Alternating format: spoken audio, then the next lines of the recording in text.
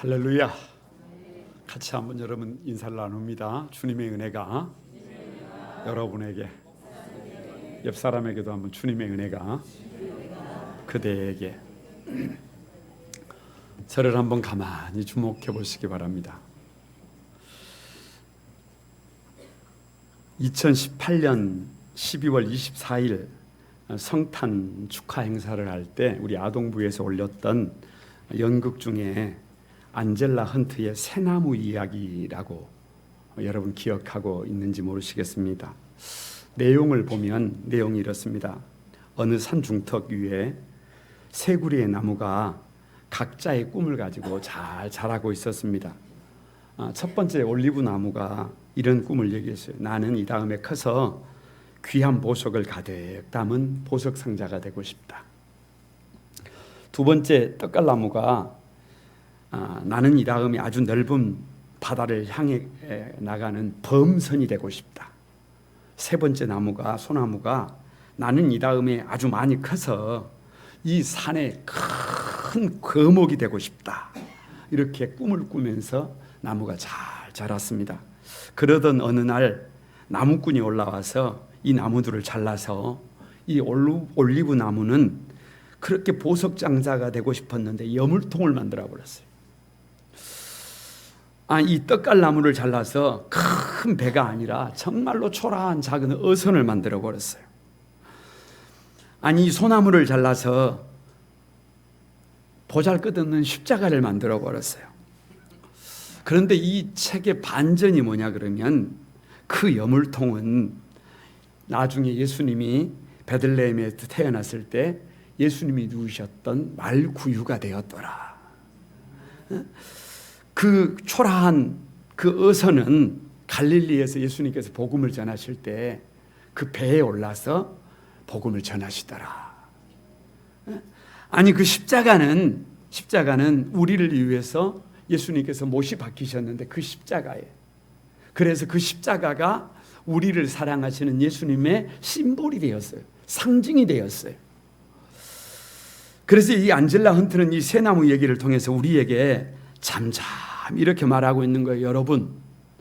여러분의 삶이 여러분이 생각했던 것처럼 그런 삶이 아닐지라도, 여러분이 꿈꿨던 세상이 아닐지라도 믿음을 가지고 살다가 보면, 최선을 다해서 달려가다가 보면 언제 어느 날 문득 나에게 있는 하나님의 뜻과 계획을 발견하게 될 것입니다. 힘을 가지고 사십시오. 용기를 가지고 사십시오. 절망하지 마십시오. 그런 내용입니다. 오늘 하나님의 처방전 17번째인데요. 내 영혼아, 내 영혼이요, 내 영혼. 1인칭입니다. 내 영혼아, 어찌하여 낙심하며 어찌하여 불안해하는가 라고 하는 제목으로 은혜를 나눕니다.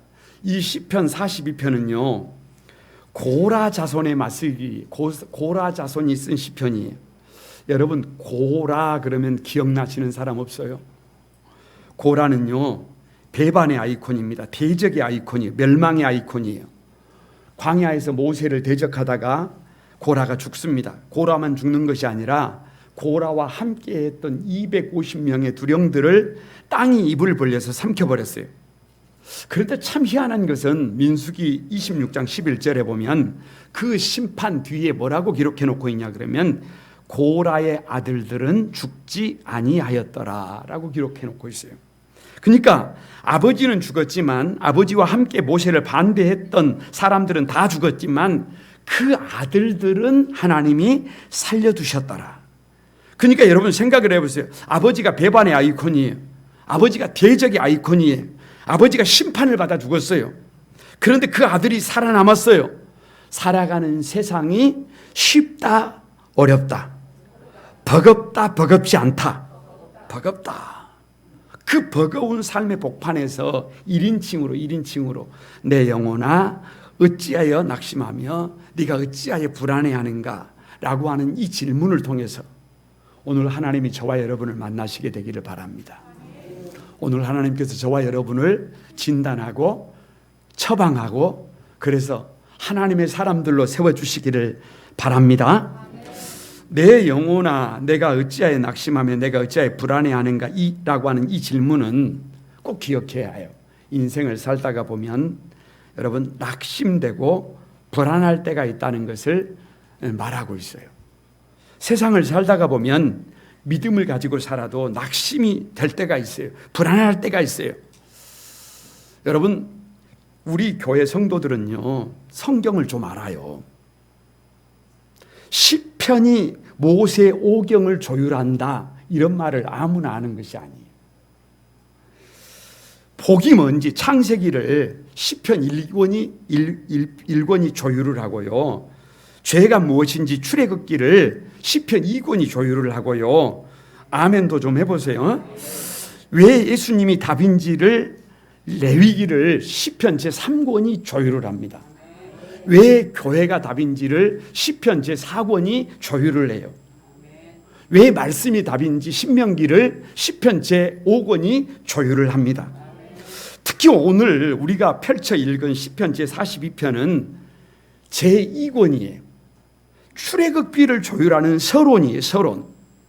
서론을 딱 펼쳤는데 내 영혼아 어찌하여 네가 낙심하며 어찌하여 네가 불안해하느냐예요.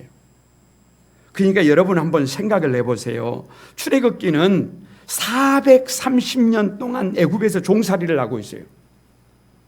10년이 아니고 20년이 아니고 100년이 아니고 430년이에요. 할아버지도 종이고 아버지도 종이고 아들도 종이고 손자 손녀도 종이고 모두가 다 종이에요. 아니 그 시대에 가장 낮은 계층 합비류예요. 천한 사람들이에요. 자기를 위한 존재가 아니라 타자를 위해 살아가는 사람들이에요. 이름 없는 사람들이에요. 그러면서도 아들이 태어나면 나일강에 버려야 되는 비참한 삶을 살았어요. 처절한 삶을 살았어요. 여러분 낙심이 돼요 안 돼요? 낙심이 됩니다. 불안해요 불안하지 않아요?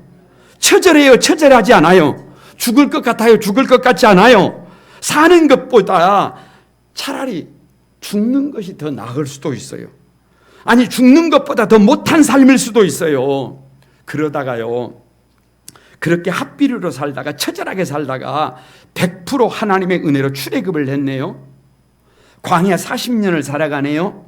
모세와 아론은 고라와 사촌간이네요. 모세와 아론은 승승장구합니다. 모세는 지도자가 되고 아론은 대제사장이 됩니다. 그런데 고라는 별 볼 일이 없어요.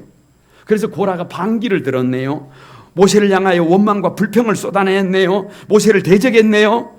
그래서 아버지 고라가 하나님의 심판으로 죽임을 당해버렸네요. 아버지를 따르던 사람들이 250명이나 전부 땅이 입을 벌려서 그들을 삼켜버렸네요. 여러분 여기에 이런 문제가 있어요. 아버지가 돌아가셨다는 말은, 아버지가 심판으로 죽었다는 말은 나를 이 세상 모든 사람들이 등을 돌려도 단 한 사람 등을 돌리지 않을 아버지가 돌아가셨다는 거예요. 그런데 그 아버지와 함께 했던 250명이 하나님의 심판으로 죽었다는 말은 나를 향해서 너는 꽃이다, 너는 아름답다, 너는 최고다, 너는 존귀한 사람이다 라고 말해 줄 수 있는 사람들이 아무도 없다는 거예요. 여러분 낙심이 돼요 안 돼요? 불안해요 불안하지 않아요? 처절해요 처절하지 않아요? 참담해요 참담하지 않아요? 여러분 이것은 사는 것이 아니라요, 이것은 사는 것이 아니라 살아있지만 사실은 너무 처절한 거예요. 너무 죽을 것 같은 거예요. 낙심할 수밖에 없고 불안할 수밖에 없는 삶입니다. 그런데요, 정말로 우리를 낙심하게 하는 것이 뭔지 아세요? 그런 430년 환경이 아니에요. 광야 40년 없는 것, 아무것도 없는 것, 그것이 아니에요. 정말로 우리를 힘들게 하는 것은요, 그게 뭐냐 그러면 정말로 우리를 낙심하게 만들고 우리를 절망하게 만들고 우리를 주저앉게 만드는 것은요, 오히려 다른 곳에 있어요.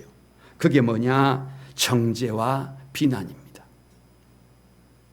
고라 자손들이 살아가는 것이 얼마나 힘들었겠어요. 이스라엘 백성들이 430년 애굽 생활이 쉬워요? 40년 광야 생활이 쉬워요? 쉽지 않아요. 죽을 것 같아요. 그러나 그것보다 더 힘든 것이 욕이에요. 욕.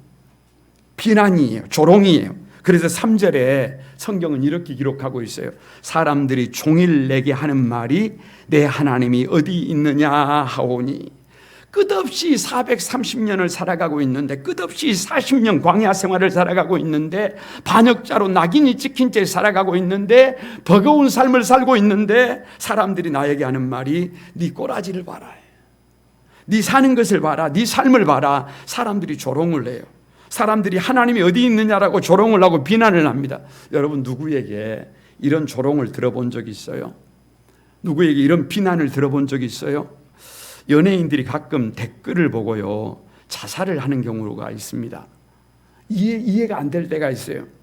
그런데요, 여러분, 그렇게 만만한 것이 아니에요. 여러분을 향해서 누군가가 손가락질을 한다고 생각해 보세요.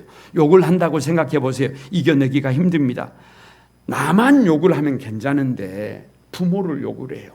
나만 욕하면 괜찮은데 배우자를 욕을 해요. 나만 욕하면 좋은데 자식들을 욕해요. 그러면 견디기가 어렵습니다. 견디기가 어려워요. 이번에 여러분, 조국 법무부 장관 후보자를 보면서 참 많은 것을 생각하게 하는데요, 정죄를 당하고 가족들이 욕을 당할 때요, 그걸 견뎌낼 만한 사람들이 별로 없어요. 가만히 봐보세요. 내가 사랑하는 사람들이 나 때문에 욕을 먹어요. 여러분, 이거 쉬운 문제가 아닙니다.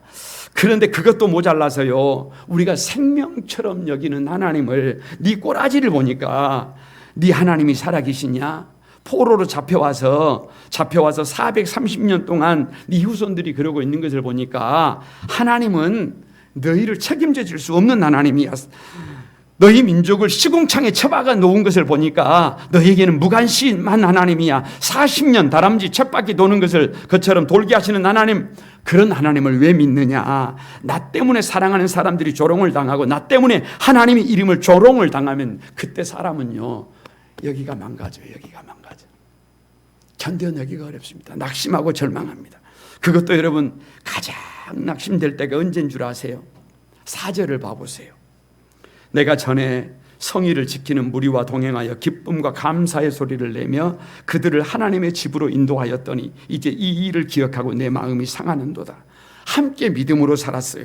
아니, 내가 인도했던 사람들이라니까요. 내가 전도한 사람들이라니까요. 내가 마음을 나누었던 사람들이라니까요. 내가 믿었던 사람들이라니까요. 내가 신뢰했던 사람이라니까요. 내가 마음을 주고받았던 사람들이라니까요. 근데 그 사람들이 나를 정죄합니다.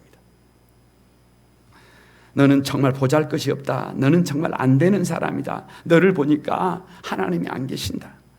여러분, 욥이 가장 힘들 때가요, 사실은 언제냐 그러면 하루아침에 자식을 다 잃고 하루아침에 재산을 다 잃고 하루아침에 건강을 다 잃었을 때에도요, 사실 그렇게 힘들지 않았는데요, 욥이 아내가 와서 하는 말이 하나님을 욕하고 차라리 죽어라 라고 할 때, 믿었던 사람들에게 조롱을 받았을 때, 비난을 받았을 때, 정죄를 받았을 때 사람은 낙심합니다. 사람은 절망합니다. 여러분, 그러나 꼭 기억하시기 바랍니다. 지금 저와 여러분의 삶의 자리가 그렇게 환경이 무너지고 그렇게 세상 사람들의 조롱을 받고 비난을 받고 욕을 받고 있어서 버거울 수 있어요. 아무리 힘이 들고 어려울 수도 있어요. 어떤 어려움 속에 여러분 고난 당하고 있을 수도 있어요. 그러나 한 가지는 기억하시기 바랍니다. 여러분, 반성과 회개는 하나님의 역사지만 낙심과 절망, 두려움은 사단의 역사임을 믿습니다. 내가 어떤 상황에서도 하나님 앞에서 내가 반성하고 회개하고 있다면 지금 하나님이 내 안에 일하고 계시는 거예요. 그런데 그 어려운 환경 때문에, 문제 때문에 내가 절망하고 낙심하고 있다고 한다면 그것은 내 안에서 지금 사단이 나를 넘어뜨리고 있는 것입니다. 주님이 말씀하십니다. 내 영혼아, 여러분의 이름 석자를 부릅니다. 아들아, 딸아, 네가 어찌하여 낙심하며 어찌하여 불안해하는고? 더 이상 낙심하거나 불안해하지 마라. 이것은 주님의 명령임을 믿습니다. 그래서 내 영혼아, 네가 어찌하여 낙심하며 네가 어찌하여 불안해하는가? 이 질문은요, 이 질문 안에 낙심과 불안을 이기는 비결이 뭔지를 분명히 하고 있어요. 여러분, 다 같이 한번 따라서 봅니다. 하나님께 소망을 둬라. 하나님께 소망을 두라는 거예요. 어디에 소망을 두지 말고 세상에 소망을 두지 말고 하나님께 소망을 두라는 거예요. 여러분 혹시 사무엘 베게트의 고도를 기다리며 라고 하는 단편 읽어본 분 계십니까? 학생들 많이 읽어요. 이 책은 짧아요. 내용도 별것 없습니다. 등장인물도 몇 사람 안 나와요. 그런데 대화도 간단해요. 두 사람이 고도를 기다려요. 조국을 기다리는지는 잘 모르겠는데 고도를 기다리는데 그냥 고도를 기다려요. 그런데 고도가 안 와. 그리고 목을 만큼 빼가지고 막 기다리는데 고도가 안 와요. 그래서 고도가 안 오는데 무슨 일들이 막 생겨요. 그런데 마지막 해가 넘어가고 이제 하루를 마무리해야 될 때가 되면 꼭 한 사람이 달려와가지고 고도가 오늘 못 온대요. 내일 온대요. 그래요. 저는 그 책을 읽으면서 누가 생각났냐 그러면 사기꾼이 생각이 났어요. 사기꾼들은 꼭 그런단 말이에요. 내일 준대요. 그래가지고 내일이 되면 아예 오늘 무슨 일이 생겨가지고 못 주고 내일 준다 그러네요. 사기꾼들은 꼭 그래요. 그러니까 고도 그 책이 그래요. 고도를 기다리고 있는데 꼭 마지막에 가가지고 뭐라 그러냐 그러면 오늘 뭔 일이 있어서 못 오고 고도가 언제 온다? 내일 온다는 거예요. 이렇게 끝없이 기다리는 고도가 도대체 뭐냐? 어떤 사람들에게는 자유가 되고 어떤 사람들에게는 빵이고 어떤 사람들에게는 명예고 어떤 사람들에게는 학교고 직장이고 결혼이고 행복이고 어떤 사람들에게는 탐욕이 될 수도 있어요. 어떤 사람들에게는 끊임없이 기다리는 우리 인생이 될 수도 있어요. 요즘 우리 고3 수험생들이요 참 힘들 때예요. 여러분 우리 고3 수험생들을 자꾸 기도 제목에 올리는 것은 그들의 이름 석자를 여러분이 부르고 기도해 달라는 요청임을 믿습니다. 그래서 고3 수험생들이 이런 생각을 할 거예요. 야, 좋은 대학만 들어가면 불행 끝, 인생 시작, 아니 행복 시작 이렇게 생각할 거예요. 그런데 여러분 해보셨잖아요. 좋은 대학에 들어가도 조금 있으면 또 새로운 갈망이 있습니다. 3학년 돼 보세요. 이제 4학년 돼 보세요. 좋은 직장에 들어가야 되는데 좋은 직장에 들어가셨습니까? 여러분 좋은 직장에 들어가면 불행 끝, 행복 시작인가요? 여러분 막상 들어가 보세요. 가로 열고 한숨 시작입니다. 에? 아니 좋은 직장에 들어가면 그걸로 전부가 아니에요. 다시 시작이에요. 조금 있으면 여기저기서 결혼을 해요. 그러면 또 이제 좋은 배우자를 만나서 결혼만 하면 불행 끝, 인생 행복 시작 이렇게 될 것 같아요. 그런데 여러분 다시 시작이에요. 인생이 그래요. 인생이 그래. 좋은 가정만 일구면 여러분 정말로 이제 불행 끝 행복 시작이에요. 한숨이다니까 한숨. 이게 쉽지가 않다니까요. 그래서 인간은 언제까지 이 갈망을 계속하느냐 그러면 예수 그리스도를 만날 때까지 계속되는 줄로 믿습니다. 예수님을 인격적으로 만날 때까지. 그래서 예수님이 내 안에 나를 채우면 그때 비로소 이 열망, 이 갈망을 멈추게 돼요. 예수님 한 분으로 만족하게 되는 것을 믿습니다. 그래서 여러분 그런 말을 해요. 아무것도 없어도 예수님 한 분만 있으면 채워져요. 감사가 돼요. 그런데 99가지가 다 있어요. 99가지가. 아니 세상에 있는 것을 다 가졌다니까요. 그런데 예수님이 없으면 불행해요. 예수님이 없으면 불행해요. 예수님으로 만족하시는 여러분이 되시기를 바랍니다. 하나님께 소망을 두는 여러분이 되시기를 바랍니다. 그래서 시인은 1절에 이렇게 고백을 합니다. 하나님이여 사슴이 시냇물을 찾기에 갈급함같이 내 영혼이 주를 찾기에 갈급하니이다. 여러분 고도를 기다리는 것이 아니고 내 욕심을 기다리는 것이 아니고 어떤 환경을 갈망하는 것이 아니고 어떤 세상에 보이는 그런 것들을 갈망하는 것이 아니라 하나님을 오직 하나님을 갈망하고 있어요. 여기 사슴이 시냇물을 갈급함같이 찾기에 갈급함같이를요 공동 번역에는요 애타게 여러분 얘가 뭔지 아세요? 장기가 타도록 막 장기가 타도록 애타게 여러분 이 세번역에서는요 뭐라고 번역을 했냐 그러면 헐떡이듯이.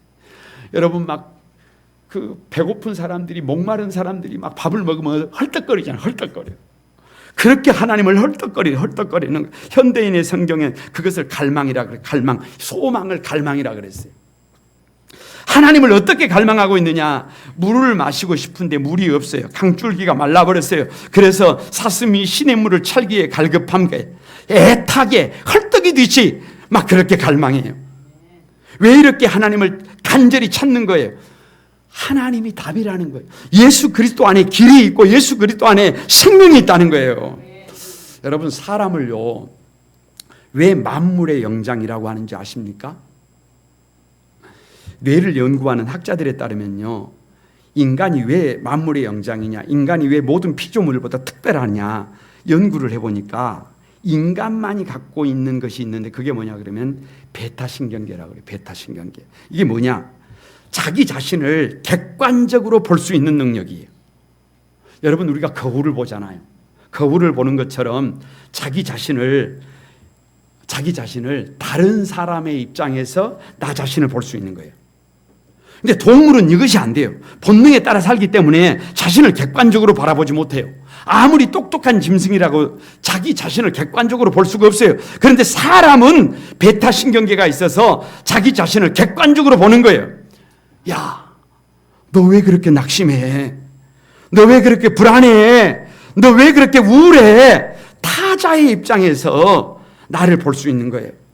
이것이 하나님이 주신, 인간에게 주신 능력이에요. 능력. 나를 벗어나서, 나의 감정을 벗어나서, 나의 주관적인 생각을 벗어나서 나를 객관적으로 볼 수 있는 능력이 저와 여러분에게 있음을 믿습니다. 그런데 시편 기자가 뭐라고 하느냐? 5절에 내 영혼아, 1인칭 나를 객관적으로 볼 수 있다니까요. 1인칭이라니까. 내 영혼아, 네가 어찌하여 낙심하며 어찌하여 네 속에서 불안해하는가? 너는 하나님께 소망을 둬라. 다른 사람이 말하는 것이 아니에요. 누군가가 나를 책망하는 것이 아니에요.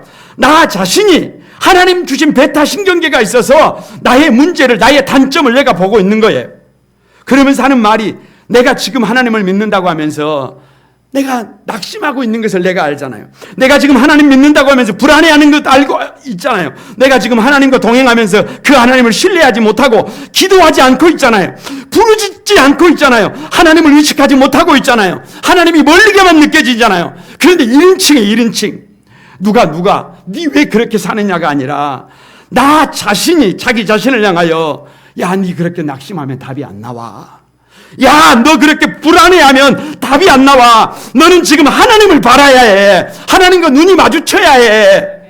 세상 사람들보다요, 성도들이 복이 있는 게 왠 줄 아세요? 세상 사람들은 자기 자신에게 명령을 하지만 성도들은요, 하나님이 명령하십니다.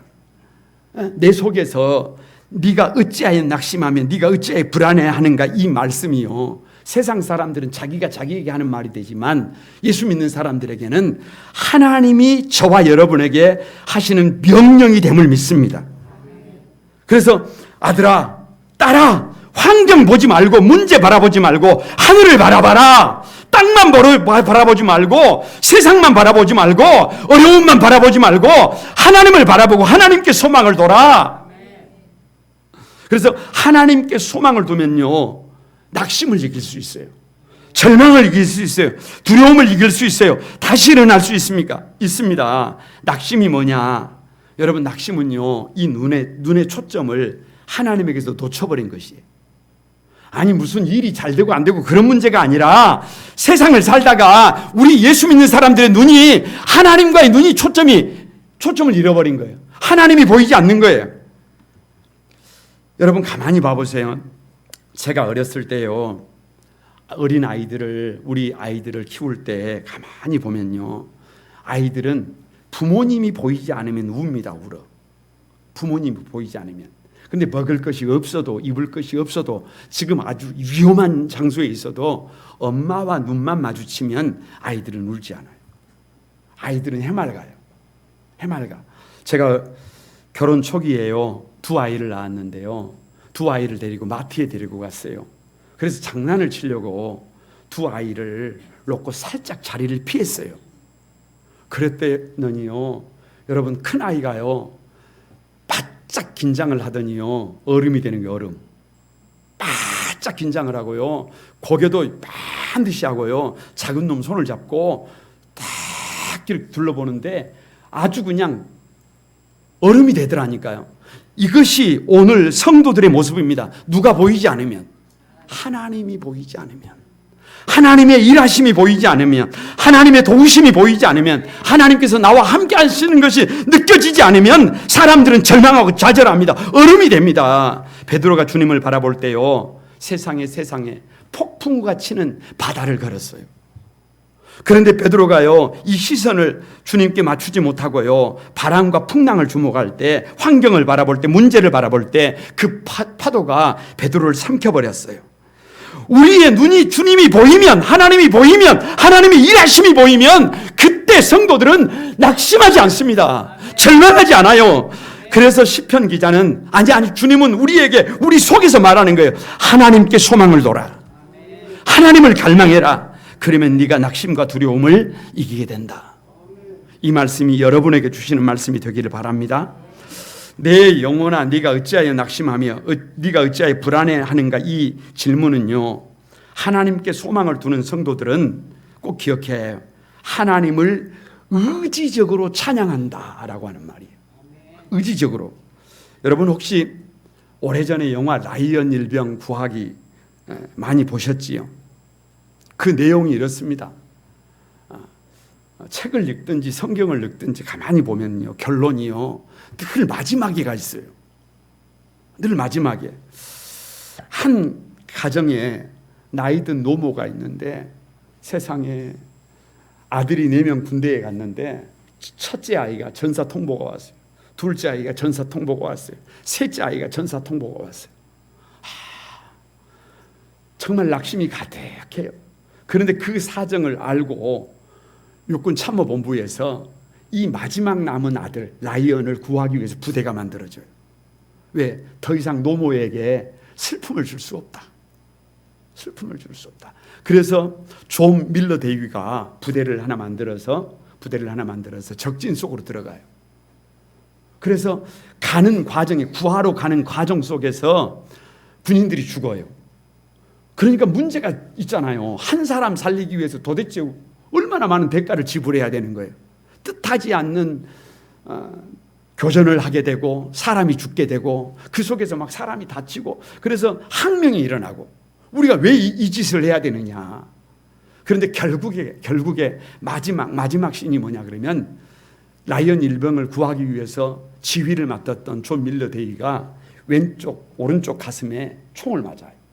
그래서 다리 위에서 피를 흘리면서 쓰러져 죽어갑니다. 그때 저 멀리에서 라이언 일병이 다가와요. 그리고 가까이 가니까 이 존 밀러 대위가 상체를 이렇게 세워서 귀에다가 대고 이렇게 말합니다. 헛되게 살지 마라. 그리고 죽어요. 그리고 나서 라이언 일병이 충격을 받아가지고 딱 일어서서 딱 섰는데 이 머리가 천천히 흰색으로 바뀌면서 시간이 지나고 할아버지가 된 라이언이 존 밀러 대위 무덤 앞에 서 있어요. 그러면서 이렇게 합니다. 울면서 눈물을 툭툭 흘리면서 이렇게 말을 해요. 이렇게 말을 해요. 마지막 다리 위에서 저에게 남겨주신 그 말씀 붙들고 최선을 다해서 살았습니다. 헛되지 않게 살려고 최선을 다해서 살았습니다. 그 결과가 이렇게 세워졌다고 말이에요. 그때 눈물을 흘리고 있는데 아내가 다가와요. 아내가 다가와서 어깨를 이렇게 두드리니까요. 라이언이 이렇게 말합니다. 아내에게, 여보, 대위님에게 내가 열심히 살았다고 말씀해 주세요. 그러니까 아내가 뭐라고 그러느냐 이렇게 말해요. 당신은 좋은 사람이에요.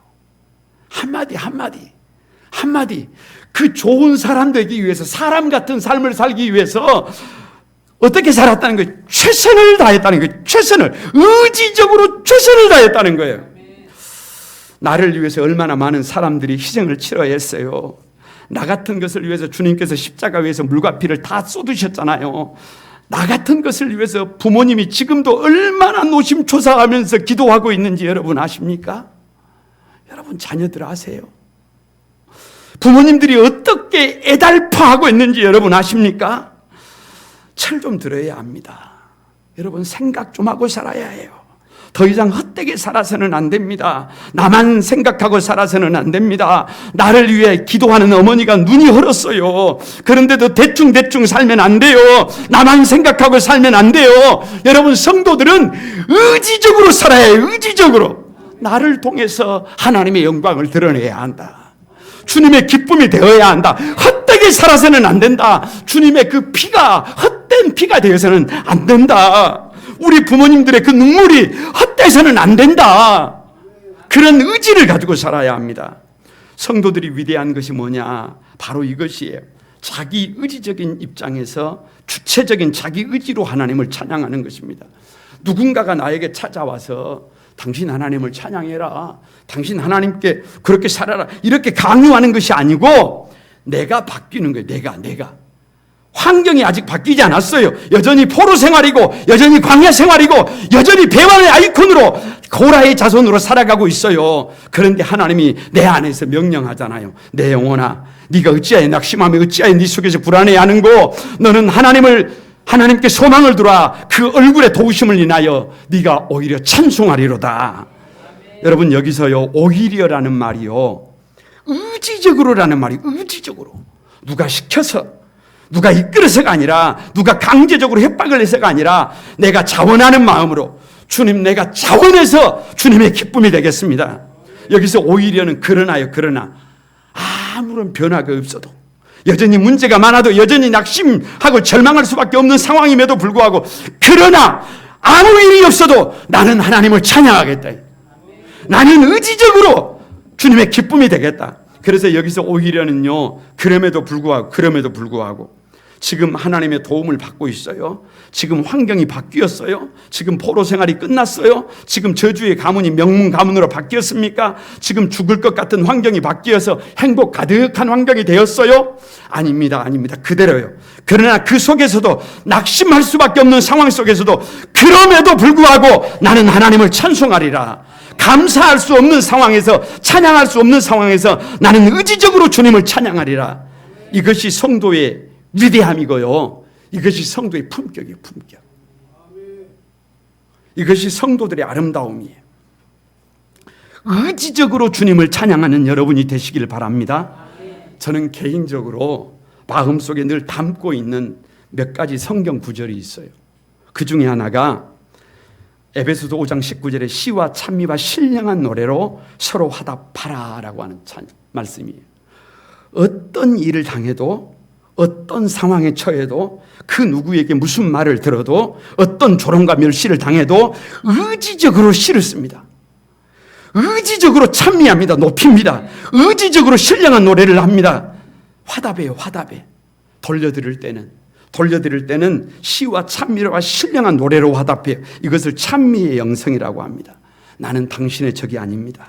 나는 당신을 위하는 사람입니다. 나는 당신을 사랑하고 축복하는 사람입니다. 여러분, 벌이 왜 쏜다고요? 개가 왜 짖는다고요? 적이라고 생각하기 때문에 그래요. 그런데 나는 당신의 적이 아닙니다. 나는 당신을 축복하는 사람입니다.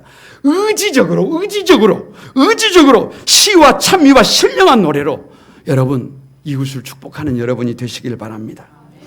두 번째가요, 감사예요. 감사. 디모데전서 4장 4절에요, 하나님이 지으신 모든 것이 선함에 감사함으로 받으면 버릴 것이 없나니라고 하셨어요. 그래서 다른 것은 잘못해도요, 이것은 분명히 감사할 일이 아니에요. 이것은 내가 원하는 것이 아닙니다. 이것은 생각만 해도 죽을 것 같아요. 그런데요, 그것까지도 감사함으로 받는 훈련이 돼 있어요. 왜요? 나보다 나를 더 사랑하시고 나보다 더 나를 위하시는 주님께서 하시는 일이라면 저주처럼 보이는 그 일까지도 나에게 감사가 된다. 나를 위한 것이다.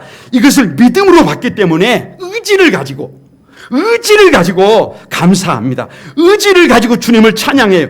의지를 가지고 시와 찬미와 신령한 노래로 반응해요. 여러분, 의지를 가지고 감사합니다. 우리의 인생이 바뀌게 됨을 믿습니다. 말씀을 마치려고 합니다. 내 영혼아, 어찌하여 낙심하며 어찌하여 불안해하는가? 이 질문을 통해서 하나님이 여러분 한 사람 한 사람을 가만히 만져주시기를 바랍니다. 우리 삶에는 누가 뭐라고 해도 낙심되고 불안한 일이 있는 것이 사실이에요. 여러분, 그것만 바라보면 살 수 없습니다. 그것만 바라보면 힘을 낼 수가 없어요. 우리의 소망을 주님께 두시기를 바랍니다.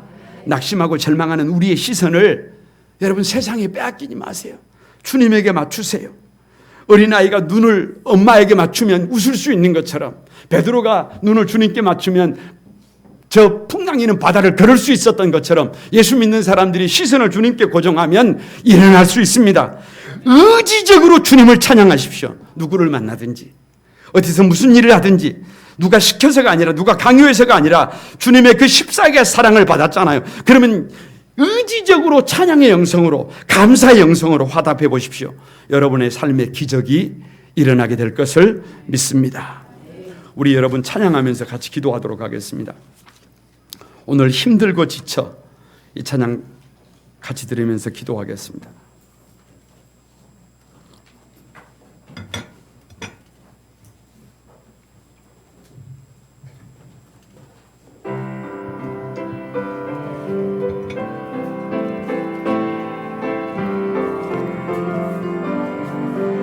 다 같이 드립니다. 힘들고 지쳐 낭만하고 넘어져 일어날 힘 전혀 없을 때에 조용히 다가와 손잡아 주시며 조용히 다가와 손잡아 주시며 나에게 말씀하시네. 나에게 실망하며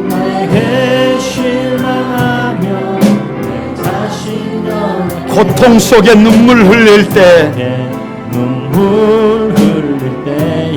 못자국 난 그 손길 눈물 닦아주시며 나에게 말씀하시네. 여러분 옆 사람 한번 축복하세요. 너는 내 아들이라. 오늘날 내가 너를 낳았도다. 오늘날 내가 너를 낳았도다. 다시 한번. 너는 내 아들이라. 나의 사랑하는 내 아들이라. 언제나 변함없이 언제나 변함없이 너는 내 아들이라. 너는 내 아들이라. 나의 십자가 해산의 그 고통으로 내가 너를 낳았으니. 여러분 두 손을 들고 너는 내 아들이라. 아멘. 오늘날 내가 너를 낳았도다. 너는 내 아들이라. 나의 사랑하는 내 아들이라. 한 번만 더 드립니다. 언제나 변함없이 언제나 변함없이. 아멘. 너는 내 아들이라. 십자가 고통 해산의 그 고통으로 내가 너를 낳았으니. 아멘. 너는 내 아들이라. 오늘날 내가 너를 낳았도다. 너는 내 아들이라. 아멘. 나의 사랑하는 내 아들이라. 여러분 우리 같이 한번 기도하십시다. 믿음으로 살아가는데도 낙심되고 불안할 때가 있습니다. 우리가 그렇게 살고 싶어 했던 것이 아닙니다. 저 배반의 아이콘 고라의 자손으로 태어나고 싶었던 것도 아니고 우리가 원해서 광야 40년 세월을 사는 것도 아니고 내가 원해서 430년 종살이하는 것도 아닙니다. 하나님의 뜻이 있어서 계획이 있어서 우리의 삶의 자리가 그렇게 버거울 때가 있습니다. 그러나 하나님의 뜻과 계획이 있음을 믿습니다. 절망하지 말고 좌절하지 말고 우리의 소망을 하나님께 두십시다. 아멘. 우리의 눈이 하나님께 초점이 마주쳐야 합니다. 그리고 의지적으로 이 삶을 통해서 그럼에도 불구하고 하나님께 영광을 돌리리라. 아멘. 그 고백과 그 결단이 우리 거룩한 구만 소망을 사랑하는 성도들에게 있어지기를 바랍니다. 아멘. 그래서 일하시는 주님을 경험하게 되시기를 바랍니다. 아멘. 우리 다 같이 한번 오늘 주신 말씀 부여잡고 주여 삼창하고 같이 한번 기도합니다. 주의 거룩하신 하나님, 거룩하신 하나님, 거룩하신 하나님, 거룩하신 하나님, 하나님, 우리 사랑하는 영혼들을, 우리 사랑하는 영혼들을, 우리 사랑하는 성도들 한 사람 한 사람을 하나님 살피소서, 만지소서. 저들을 어루만지시고 아버지 저들을 축복해 주시고 저들을 넉넉한 은혜로 채워주셔서 하나님 한 사람 한 사람이 하나님의 사람들로 견고히 세워지도록 하나님 어떤 삶의 자리에서도 아버지 절망하거나 좌절하지 아니하고 아버지 주님이 주시는 능력으로 일어날 수 있도록 하나님 도와주소서. 하나님 역사해 주소서. 하나님 인청을 더해 주옵소서. 오 주님 도와주소서. 거룩하신 주님을 찬양합니다. 하나님 아버지 정말로 아름다운 모습으로 건강한 모습으로 복 있는 모습으로 보배로운 모습으로 만사가 아름답게 세워지는 모습으로 당당하게 주님 앞에 서보기를 원했는데 하나님 아버지 가만히 인생을 살아가다 보니까 내가 원했던 삶이 아닙니다. 때로는 비참하고 처절하고 낙심이 되고 불안한 삶이 있음을 솔직히 주님 앞에 고백합니다. 그런 삶을 살아가야 했을 저 이스라엘 백성들, 저 고라의 자손들 하나님 아버지 얼마나 아프고 얼마나 처절했겠습니까? 그러나 우리는 그렇게 살다가 그렇게 무너질 사람들이 아닙니다. 하나님께서 주신 은혜로 하나님 내 안에서 하나님이 말씀하십니다. 내 영혼아 네가 어찌하여 낙심하며 네가 어찌하며 두려워하느냐. 너는 하나님께 소망을 두라. 가만히 우리를 향하여 말씀하시는 그 주님의 세미한 음성을 우리 성도들이 듣게 해 주옵소서. 그래서 우리의 시선을 주님께 맞추고 의지적으로 주님을 찬양하며 삶의 자리를 개척해 나가는, 삶의 자리를 하나님께 영광을 돌려나가는 우리 한소망의 가족들이 다 되도록 축복해 주소서. 힘을 주시고 은혜를 주시고 능력을 더해 주옵소서. 주님께서 함께 해 주실 것을 믿고 감사드리 올 때 예수님의 이름으로 기도드리옵나이다. 아멘.